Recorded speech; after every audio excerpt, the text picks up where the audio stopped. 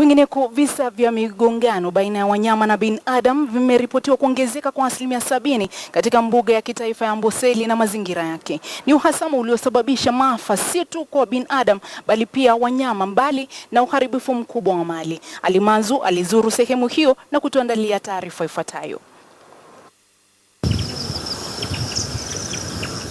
Mbuga ya kitaifa ya Amboseli ina ukubwa wa kilomita mraba 392 uliozingirwa na mazingira ya ukubwa wa kilomita mraba 9,000 ambayo ndani yake kuna makazi ya wanyama na binadamu wanaoendelea na shughuli mbalimbali. Hapa kuna hatari ya uhasama mkubwa unaochangiwa na njia za wanyama kufungwa kutokana na shughuli za binadamu kama kilimo, makazi na nyinginezo. Katika group ranches ni sehemu za minuko na sehemu zingine hazina maji kabisa. Kwa hivyo inakufika wakati huo wa kiangazi utakuta ng'ombe wengi wanakuja kuingia ndani ya hifadhi kwa ajili ya kutafuta lishe kidogo na maji kidogo.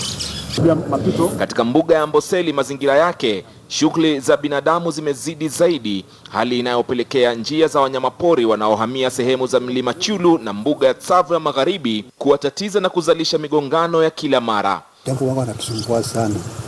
Kwa maana kama sio Mungu wanga wanawatia uoga wakati wanapoingia shambani, sisi hamna kitu tunaweza kuwafanyia, bila tu Mungu ndiye wanga anasaidia wanatoka.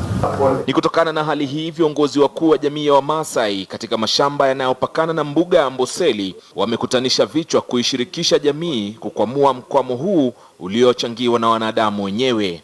Mifugo na wanyama wa pori wote ni rasilimali ambao tunafaidika